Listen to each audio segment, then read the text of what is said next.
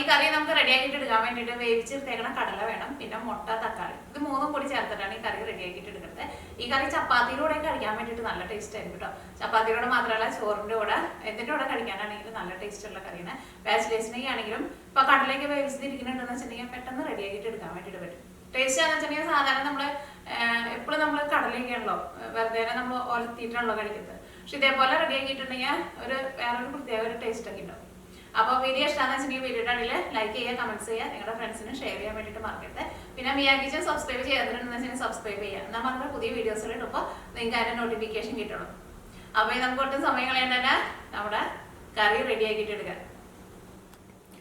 അപ്പോൾ ഇനി ഇത് റെഡിയാക്കാൻ വേണ്ടിയിട്ട് ഞാനിവിടെ ഇത്രയ്ക്ക് കടലയാണ് എടുത്തേക്കുന്നത്. ഈ കടല ഓൾറെഡി വേവിച്ചിട്ടാണ് എടുത്തേക്കുന്നത്. അപ്പോൾ ഈ കടല എന്ത് ചെയ്യണമെന്ന് വെച്ചിട്ടുണ്ടെങ്കിൽ മിക്സിയിൽ ഇട്ടിട്ട് ഒന്ന് കറക്കിയിട്ട് എടുക്കണം. പേസ്റ്റ് പോലെ അരച്ചിട്ട് എടുക്കരുത്, ജസ്റ്റ് ഒന്ന് കറക്കിയിട്ട് എടുക്കണം. അപ്പോൾ കടല മിക്സിയിലിട്ടിട്ട് ഒന്ന് കറക്കിയിട്ട് എടുക്കുക.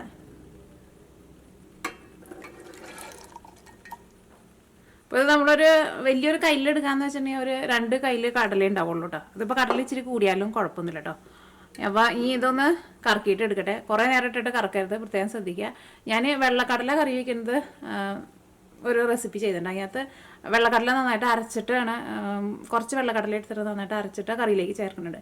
പക്ഷേ ഈ കറുത്ത കടലയുടെ തൊണ്ട് സെപ്പറേറ്റ് ആയിട്ട് വരരുത് കേട്ടോ. കാരണം ഈ കറുത്ത കടലയുടെ തൊണ്ടിന് ഭയങ്കര കട്ടിയാണ്, വെള്ളക്കടലയുടെ തൊണ്ടിന് ഒട്ടും കട്ടിയില്ല.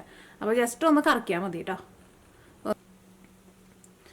അപ്പോൾ കടല ഞാൻ ഒന്ന് ജസ്റ്റ് ഒന്ന് ഓണാക്കി അപ്പോൾ തന്നെ ഓഫ് ചെയ്യണം കേട്ടോ, അല്ലെങ്കിൽ ഒരുപാട് അരിഞ്ഞു പോകും, പ്രത്യേകം ശ്രദ്ധിക്കുക. അപ്പോൾ അതിവിടെ ഇതേപോലെ ഇങ്ങനെ ഒന്ന് കറക്കിയെടുത്തിട്ടുണ്ട്. ഇനി നമുക്ക് ഇതിലേക്കുള്ള മസാല റെഡിയാക്കാം. ഇതിലേക്കുള്ള മസാല റെഡിയാക്കാൻ വേണ്ടിയിട്ട് ഒരു പാൻ വെച്ചിട്ട് ചൂടാക്കാം. ഇതിലേക്ക് ആവശ്യത്തിന് ഓയിൽ ചേർക്കുക. ഇതിലേക്ക് നമ്മൾ ഓയിൽ കുറച്ച് കൂടുതൽ ചേർക്കണം കേട്ടോ.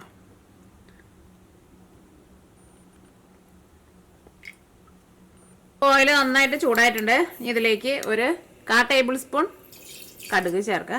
കടുക് ഒന്ന് പൊട്ടട്ടെ. ഇനി കടുക് പൊട്ടിക്കഴിഞ്ഞ് കഴിയുമ്പോൾ അതിലേക്ക് ചേർക്കാൻ വേണ്ടിയിട്ട് ഞാനിവിടെ ഒരു ചെറിയ കഷ്ണം ഇഞ്ചി, ഒരു മീഡിയം കഷ്ണം ഇഞ്ചി ചതച്ചെടുത്തിട്ടുണ്ട്. പിന്നെ ഒരു സവോളയുടെ പകുതി ഇതേപോലെ ഇങ്ങനെ നല്ല ചെറുതായിട്ട് കട്ട് ചെയ്തിട്ട് എടുത്തിട്ടുണ്ട്. ഒരു 5 വലിയ വെളുത്തുള്ളി ചതച്ചെടുത്തിട്ടുണ്ട്. പിന്നെ കറിവേപ്പില. കടുക് പൊട്ടിക്കഴിഞ്ഞ് കഴിയുമ്പോൾ ഇത് 4 കൂട്ടിയിട്ട് നമുക്ക് ചേർക്കാം കേട്ടോ.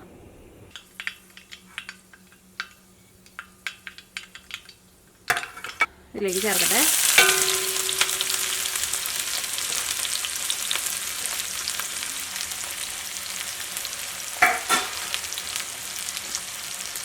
കറിവേപ്പിലയും ചേർക്കാം. കറിവേപ്പിലയൊക്കെ നിങ്ങളുടെ അടുത്ത് ഉണ്ടെന്ന് വെച്ചിട്ടുണ്ടെങ്കിൽ കൂടുതൽ ചേർത്തോട്ടോ.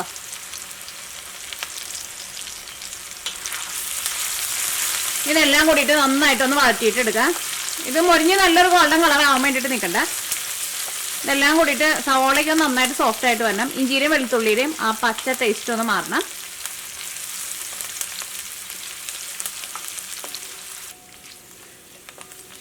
അപ്പോൾ ഇത് നന്നായിട്ട് വഴന്നിട്ടുണ്ട്. ഇതിലേക്ക് നമുക്ക് മസാലപ്പൊടികൾ ചേർക്കാം. ഫസ്റ്റ് ഇതിലേക്ക് നമുക്ക് മഞ്ഞൾപ്പൊടി ചേർക്കാം. മഞ്ഞൾപ്പൊടി ഞാൻ ഇതിലേക്ക് ഒരു 1/4 ടേബിൾ സ്പൂണാണ് ചേർക്കുന്നത്. ഇനി മഞ്ഞൾപ്പൊടി നന്നായിട്ട് മൊരിയട്ടെ. തീ ഒരുപാട് കൂട്ടി വയ്ക്കരുത്. ഇനി ഇതിലേക്ക് നമുക്ക് മല്ലിപ്പൊടി ചേർക്കണം. ഇതേപോലെ നമ്മളിങ്ങനെ കടലയൊക്കെ ഈ കറുത്ത കടല നമ്മൾ എപ്പോൾ വയ്ക്കുമ്പോഴായിരുന്നാലും മല്ലിപ്പൊടി കുറച്ച് കൂടുതൽ ചേർക്കാം. അപ്പോൾ നല്ല ടേസ്റ്റാണ്. കറുത്ത കടലയ്ക്ക് മല്ലിപ്പൊടി നല്ല ടേസ്റ്റ് കൊടുക്കും. അപ്പോൾ നമ്മുടെ മഞ്ഞൾപ്പൊടി ഇതിനകത്ത് കിടന്നിട്ട് നന്നായിട്ട് മൊരിഞ്ഞിട്ടുണ്ട്. ഇനി ഇതിലേക്ക് മല്ലിപ്പൊടി ചേർക്കാം. അപ്പോൾ മല്ലിപ്പൊടി ഞാനിവിടെ മിക്സിയുടെ ചെറിയ ജാറിൽ ഇട്ടിട്ട് ഫ്രഷായിട്ട് പൊടിച്ചെടുത്തിട്ടുണ്ട്. ഫ്രഷായിട്ട് തന്നെ പൊടിച്ചെടുക്കണമെന്നില്ല കേട്ടോ. നിങ്ങൾ സാധാരണ കറിയിലേക്ക് ചേർക്കണം മല്ലിപ്പൊടി ചേർക്കുക. പക്ഷേ ഫ്രഷായിട്ട് പൊടിച്ചിട്ട് എടുക്കുമ്പോൾ നല്ല സ്മെല്ലായിരിക്കും. ഇതേപോലെ പൊടിച്ചിട്ടുണ്ടെന്ന് വെച്ചിട്ടുണ്ടെങ്കിൽ നമുക്കിത് 1 മാസം വരെയൊക്കെ എടുത്തു വയ്ക്കാം കേട്ടോ.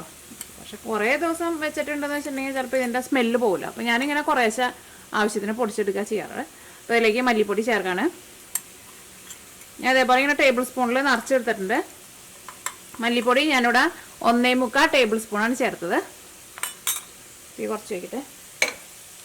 ഇനി മല്ലിപ്പൊടി ഇതിനകത്ത് കിടന്നിട്ട് നന്നായിട്ട് മൊരിയണം. ഈ വെളിച്ചെണ്ണ നന്നായിട്ട് ചൂടായിട്ടാണല്ലോ ഇരിക്കുന്നത്. അപ്പോൾ മല്ലിപ്പൊടി പെട്ടെന്ന് അങ്ങോട്ട് മൊരിയും. അപ്പോൾ മല്ലിപ്പൊടി ഇതിനകത്ത് കിടന്നിട്ട് നന്നായിട്ട് മൊരിഞ്ഞിട്ടുണ്ട്. മല്ലിപ്പൊടി മൊരിഞ്ഞോന്ന് എങ്ങനെ അറിയാമെന്ന് വെച്ചിട്ടുണ്ടെങ്കിൽ നല്ലൊരു സ്മെല്ല് വരും. പക്ഷേ കരിഞ്ഞു പോരുത് കേട്ടോ. മസാലപ്പൊടികൾ എപ്പോൾ ചേർക്കുമ്പോഴായിരുന്നാലും തീ നന്നായിട്ട് കുറച്ച് വയ്ക്കുക. ഇതിലേക്ക് നമുക്ക് മുളക് പൊടി ചേർക്കാം. മുളക് പൊടി ഒന്നല്ലെങ്കിൽ നിങ്ങളുടെ എരിവിനനുസരിച്ചിട്ട് ചേർക്കാം. ഞാൻ ഇവിടെ 3/4 ടേബിൾ സ്പൂൺ മുളക് പൊടിയാണ് ചേർക്കുന്നത്. ഇതിലേക്ക് ഞാനിവിടെ പച്ചമുളക് ചേർക്കണില്ല കേട്ടോ. ഇതിലേക്ക് നിങ്ങൾക്ക് കുരുമുളക് വേണമെന്ന് വെച്ചിട്ടുണ്ടെങ്കിൽ കുറച്ച് കുരുമുളകും കൂടിയിട്ട് ചേർക്കാം. ഞാൻ അതിലേക്ക് കുറച്ച് കുരുമുളകും കൂടിയിട്ട് ചേർക്കുന്നുണ്ട്.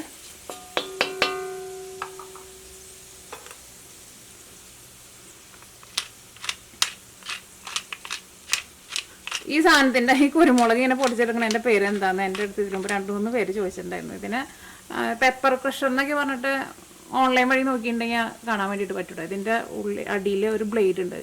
അത് നമ്മളിങ്ങനെ തിരിപ്പിക്കുമ്പോൾ ആ ബ്ലേഡിൻ്റെ ഉള്ളിൽ കൂടെ വന്നിട്ട് ഇങ്ങനെ പൊടിയായിട്ട് വരും. അപ്പോൾ ഇതെല്ലാവരും നന്നായിട്ട് മൊരിഞ്ഞിട്ടുണ്ട്. ഞാനിവിടെ ലോ ഫ്ലെയിമിലാട്ടോ വെച്ചേക്കുന്നത്. ഇതിലേക്ക് നമുക്കൊരു തക്കാളി ചേർക്കാം.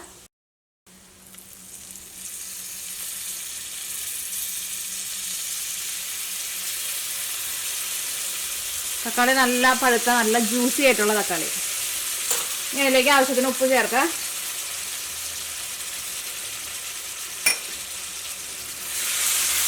ഈ തീ കൂട്ടി വയ്ക്കാം.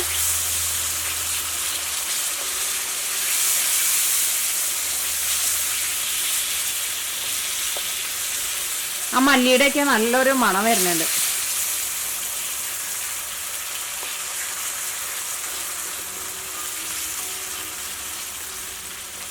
ഇനി ഒന്ന് മൂടി വയ്ക്കാം. തക്കാളി നന്നായിട്ട് വെന്ത് നല്ല പേസ്റ്റായിട്ട് വരണം. ഇത് നന്നായിട്ട് പഴുത്ത തക്കാളിയാണ്. അത് ഓൾറെഡി പേസ്റ്റായി തുടങ്ങിയിട്ടുണ്ട്. അത് മൂടി വയ്ക്കട്ടെ.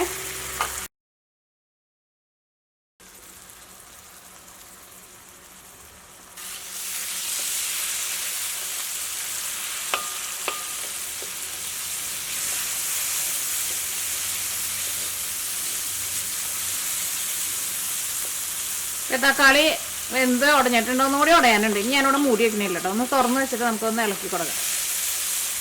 ഇങ്ങനെ ചെയ്തിട്ട് എടുക്കുമ്പോൾ ആ തക്കാളിക്കൊരു നല്ലൊരു ടേസ്റ്റ് ഉണ്ടാവും. ചെറുതായിട്ട് ഇങ്ങനെ മുരിഞ്ഞ പോലെ വരും.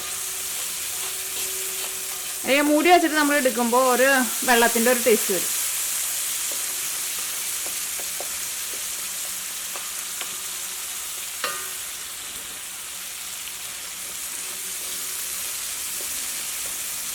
അപ്പോൾ ഇതിനകത്ത് തക്കാളിയൊക്കെ നന്നായിട്ട് വെന്തിട്ടുണ്ട്. ഇതിനകത്ത് ഓയിലൊക്കെ ഒന്ന് തെളിഞ്ഞ് വന്നിട്ടുണ്ട്. അപ്പോൾ ഓയിൽ ഒരു ഇച്ചിരി കൂടുതൽ ചേർക്കണം കേട്ടോ. അപ്പോഴായിരിക്കും ഈ കടല വെക്കുമ്പോൾ എപ്പോഴും ഓയിലും മല്ലിപ്പൊടിയും കുറച്ച് കൂടുതൽ വേണം. അപ്പോഴായിരിക്കും നല്ല ടേസ്റ്റ് ഉണ്ടാവുക. ഈ ഇതിലേക്ക് നമ്മൾ ആ മിക്സിയിൽ ഇട്ടിട്ട് കറക്കി വെച്ചേക്കണ കടലയുണ്ടല്ലോ, ആ കടലയാണ് ചേർക്കാൻ വേണ്ടിയിട്ട് പോകുന്നത്.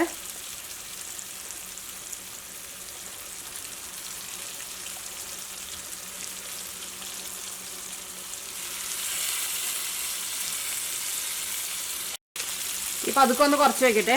ഇനി ഈ ജാറിലേക്ക് ഞാനിവിടെ ഒരു ഗ്ലാസ് വെള്ളം കൂടി ഒഴിച്ചിട്ട് ഇതിലേക്ക് ചേർക്കുന്നുണ്ട്. ഒരു ഗ്ലാസ് വെള്ളം കൂടിയും ചേർക്കുന്നുണ്ട്. ഈ തീ നന്നായിട്ട് കൂട്ടി വയ്ക്കുക.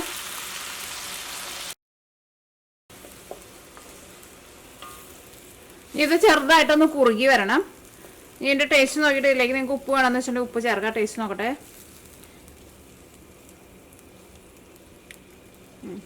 ഉപ്പ് ഒരു പൊട്ടിക്ക് കുറവുണ്ട്.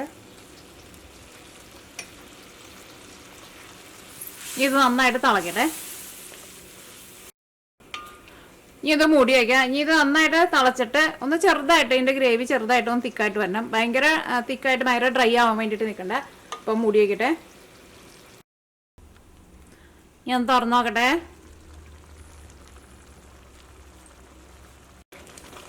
അപ്പോൾ ഇതിൻ്റെ ഗ്രേവി ചെറുതായിട്ടൊന്ന് തിക്കായിട്ട് വന്നിട്ടുണ്ട്. ഒരുപാട് അങ്ങോട്ട് തിക്കായിട്ടില്ല. ആ വെള്ളത്തിൻ്റെ ആ പച്ച ടേസ്റ്റ് അങ്ങോട്ട് പോയിട്ടുണ്ട്. ഇനി ഇതിലേക്ക് ഞാനിവിടെ പുഴുങ്ങി വെച്ചേക്കണം മുട്ടയും ചേർക്കുന്നുണ്ട്.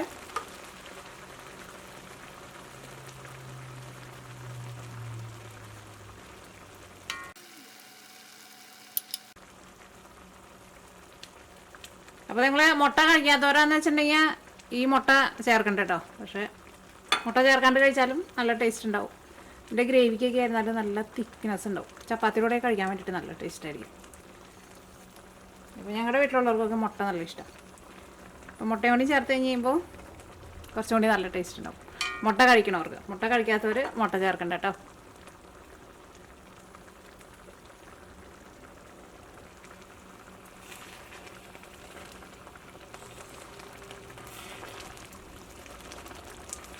നമ്മൾ ആ കടല ചെറുതായിട്ടൊന്ന് കറക്കിയിട്ട് ചേർത്തപ്പോൾ തന്നെ നമ്മുടെ കറിക്കൊക്കെ ആയിരുന്നാലും നല്ലൊരു തിക്നെസ്സും കിട്ടിയിട്ടുണ്ട്. ചപ്പാത്തിയിലൂടെ കഴിക്കാൻ വേണ്ടിയിട്ട് നല്ല ടേസ്റ്റായിരിക്കും. ഇതിലേക്ക് നിങ്ങൾക്ക് ഗരം മസാല വേണമെന്ന് വെച്ചിട്ടുണ്ടെങ്കിൽ കുറച്ച് ഗരം മസാലയും കൂടിയിട്ട് ചേർക്കാം. അപ്പോൾ ഞാൻ ഗരം മസാല ചേർക്കണില്ല കേട്ടോ. അപ്പോൾ നിങ്ങൾക്ക് ഗരം മസാലയുടെ ടേസ്റ്റ് വേണമെന്ന് വെച്ചിട്ടുണ്ടെങ്കിൽ ഗരം മസാല നിങ്ങളുടെ ടേസ്റ്റിനനുസരിച്ചിട്ട് ചേർത്ത് കൊടുക്കുക. ഇനി ഞാൻ കറിയുടെ ടേസ്റ്റ് ഒന്ന് നോട്ടെ, ഉപ്പൊക്കെ ഉണ്ടോ നോട്ടെ കേട്ടോ. ഉപ്പൊക്കെ നല്ല കറക്റ്റ് പാകമായിട്ടുണ്ട്, നല്ല ടേസ്റ്റ് ഉണ്ട്. ചോറിൻ്റെ കൂടെ കഴിക്കാനാണെങ്കിലും നല്ല ടേസ്റ്റ് ആയിരിക്കും. ഞാനിവിടെ തീ ഓഫ് ചെയ്യാം കേട്ടോ, കാരണം ഇതൊന്നും ഇരുന്ന് കഴിഞ്ഞ് കഴിയുമ്പോൾ ഒന്നും കൂടി ഒന്ന് തിക്കായിട്ട് വരും. അപ്പോൾ ഭയങ്കര അങ്ങോട്ട് ഡ്രൈ ആക്കിയിട്ട് എടുക്കണ്ട. അപ്പോൾ ഇനി തീ ഓഫ് ചെയ്യാം. അപ്പോൾ ഇനി നമ്മുടെ കറി ഒരു സെർവിങ് പ്ലേറ്റിലേക്ക് പകർത്താം.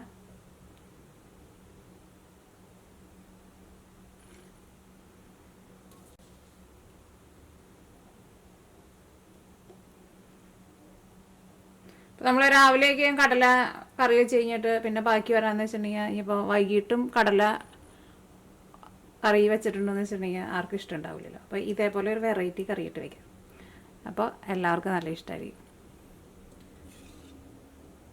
ഇത് പുട്ടിൻ്റെ കൂടെ കഴിക്കാനാണെങ്കിൽ നല്ല ടേസ്റ്റ് ആയിരിക്കും കേട്ടോ. പുട്ടിൻ്റെ കൂടെ, നൂലപ്പത്തിൻ്റെ കൂടെ, കടലക്കറിയൊക്കെ ആകുമ്പോൾ പിന്നെ എന്തിൻ്റെ കൂടെ കഴിക്കാനാണെങ്കിലും നല്ല ടേസ്റ്റ് ആയിരിക്കും കേട്ടോ. അപ്പോൾ നമ്മുടെ കടല മുട്ടക്കറി റെഡി ആയിട്ടുണ്ട്.